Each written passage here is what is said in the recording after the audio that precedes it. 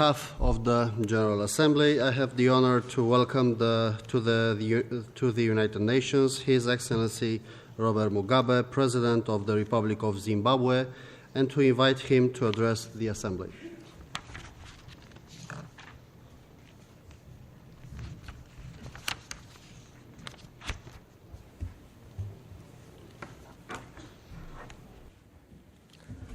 Your Excellency, the President of the 68th session of the United Nations General Assembly, Mr. John William Ash,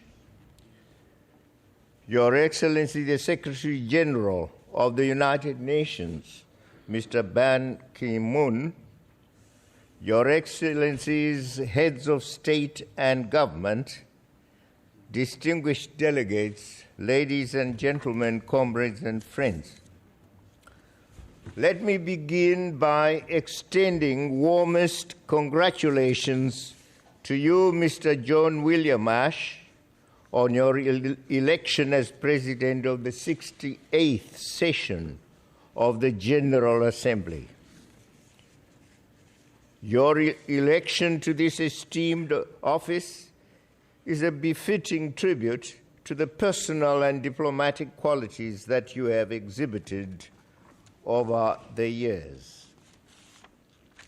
Mr. President, throughout the world, peace and development have remained dominant themes of our times. People all over the world have been raising their voices in favor of peace, development and cooperation, and against war, poverty, and confrontation. Here at the United Nations, we all acknowledge that peace, security, development, and human rights are the pillars of the United Nations system and the cornerstones of our collective well-being. In this regard, the theme for this session, the post-2015 agenda, setting the stage, is quite pertinent and timely as it gives fresh impetus to our undertaking that achieving the internationally agreed development goals, including the MDGs, and mapping the way forward beyond 2015 requires our collective efforts. The United Nations, as the center for international cooperation, should lead in promoting the envisaged development. Mr. President, 13 years ago, our global efforts were mobilized behind the Millennium Development Goals, and we now have less than 1,000 days to meet those targets. Our review and stock-taking exercise revealed that while there have been some significant achievements, there are still gaps and unevenness in the attainment of these goals. In the case of Zimbabwe, we have made progress towards achieving universal access to primary education, combating HIV and AIDS, malaria and TB.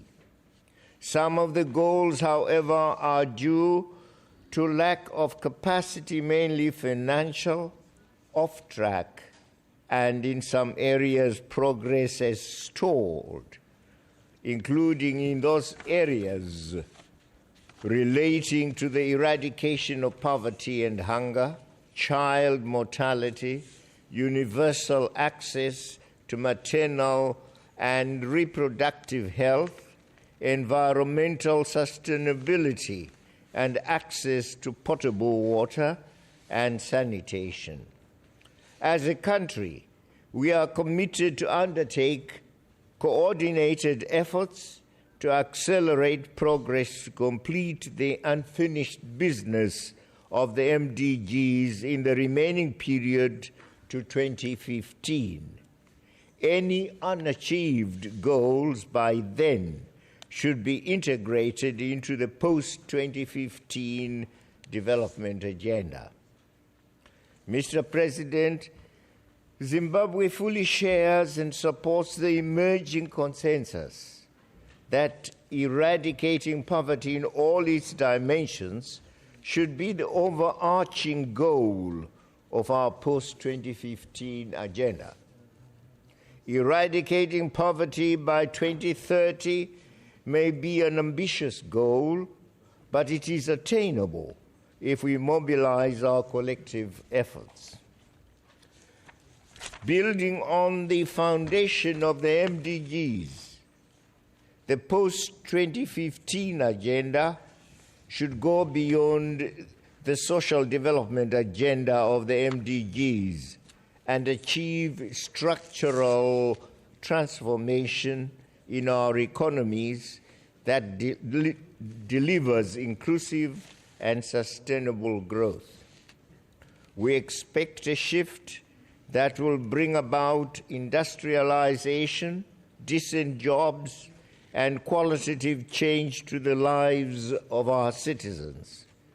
We are determined to modernize our infrastructure and ensure access to sustainable energy for all, food security, and nutrition.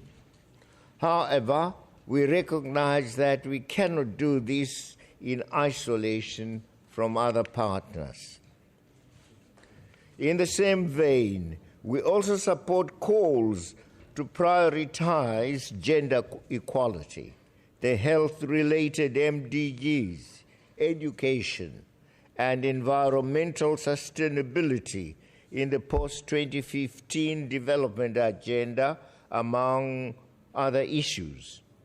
These are critical issues in our quest to achieve sustainable development for all our people.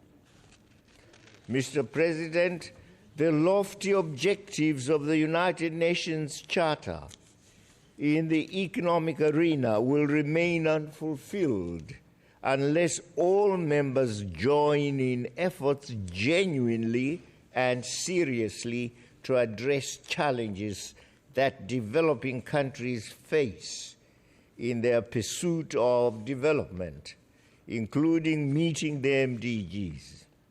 It is therefore imperative that our discussions address what has so far been the weakest link, the means of implementation. It must be understood that in addition to national efforts, substantial international support and an enabling international economic environment are essential if the MDGs are to be achieved by 2015, especially in Africa. It is therefore important to fulfill the commitments made to support Africa in various international fora. The United Nations should track the fulfillment of these commitments. Mr. President, Zimbabwe supports the reform of the United Nations to strengthen the central role in promoting multilateralism and to be effective in tackling current and future global challenges. We are convinced that the reform will strengthen the organization's capacity to fully promote and implement the principles and objectives of the United Nations Charter and improve its democratic decision-making. In this regard, the reforms in the economic and social actions of the United Nations remain of fundamental importance to us. Our firm belief in multilateral cooperation means that we place a premium on the ability of the United Nations system to deliver efficient development cooperation.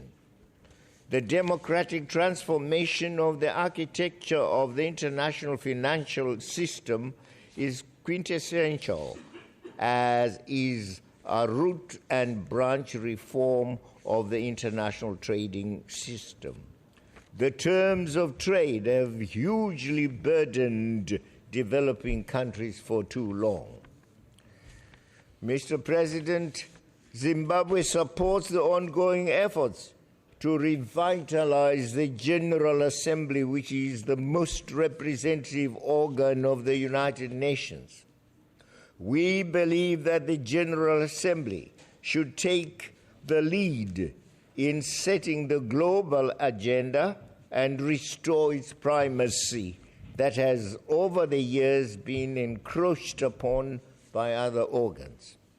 We cannot accept situations whereby the United Nations Security Council is increasingly encroaching on issues that traditionally fall within the General Assembly's purview and competence, including in the area of norm setting.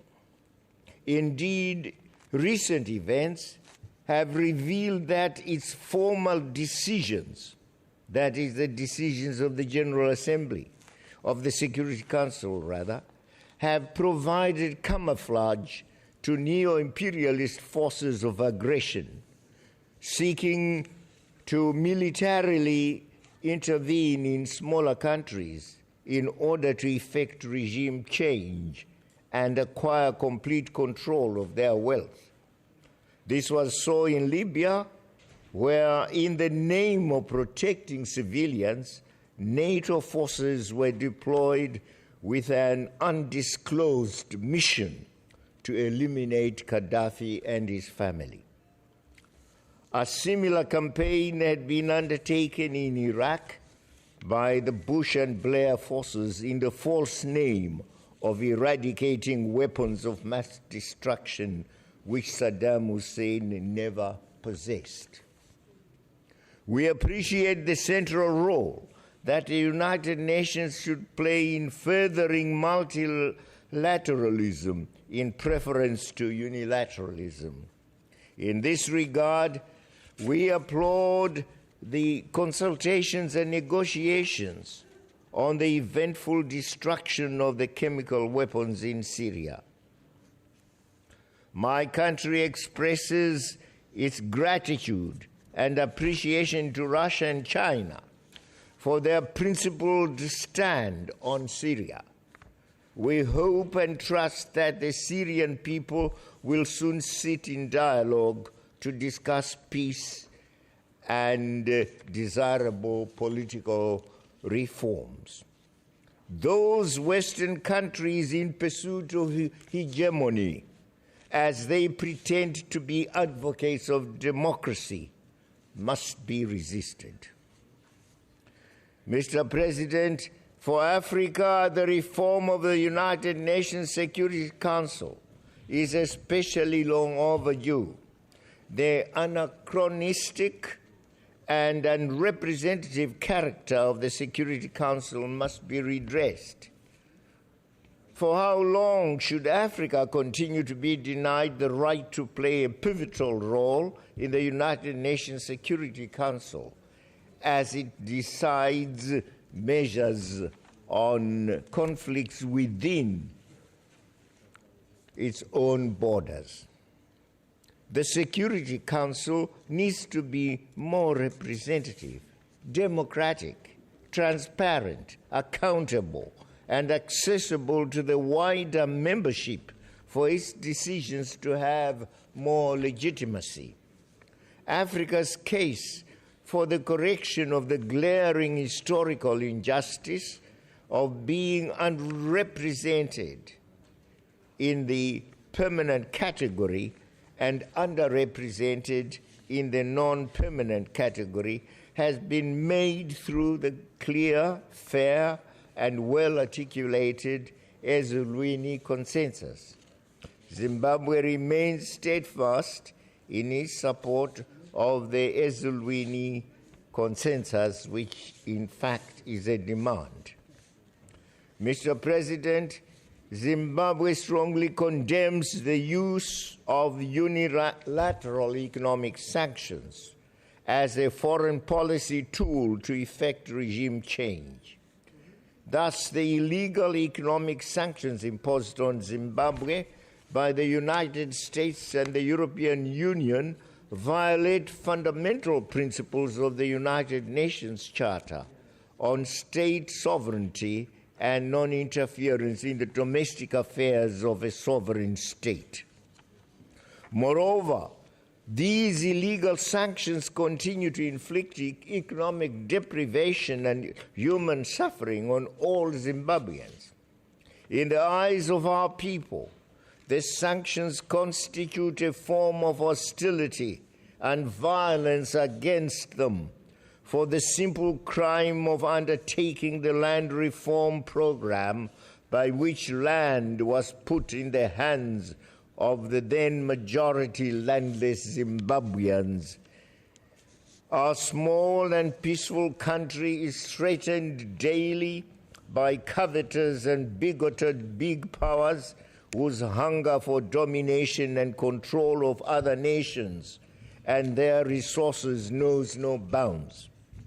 Shame, shame, shame, we say, to the United States of America. Shame, shame, shame, we say, to Britain and its allies who have continued to impose sanctions, illegal sanctions upon our people.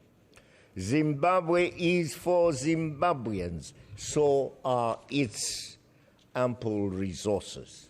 Please, may this country remove their illegal and iniquitous sanctions from my peaceful country.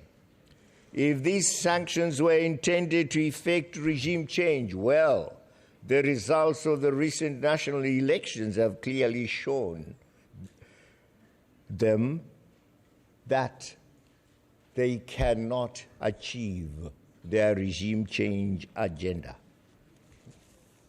Mr. President, we are preached to daily by the West on the virtues of democracy and freedom, which they do not totally espouse. Zimbabwe took up arms precisely to achieve freedom and democracy. There was none during colonialism, and it was British colonialism for that matter. Yet we have been punished by the United States through the odious Zimbabwe Democracy and Economic Recovery Act enacted in 2001 to effect regime change in the country. Now this malicious intent to continue the relentless persecution of our small, peaceful country has shown itself again through the USA's rejection of the recent absolutely democratic and fair election results of our July 31st general elections, even as they were applauded by the African Union and all our regional organizations. It appears that when the United States and its allies speak of democracy and freedom, they are doing so in relative terms. Zimbabwe, however, refuses to accept that these Western detractors have the right to define democracy and freedom for it. We paid the greatest sacrifice. We paid the ultimate price for it, for freedom and independence in Zimbabwe. And we remain determined never to relinquish our sovereignty, as at the same time we remain masters of our destiny. As we have repeatedly and loudly said and asserted, Zimbabwe will never be a colony again. I want to thank you for listening.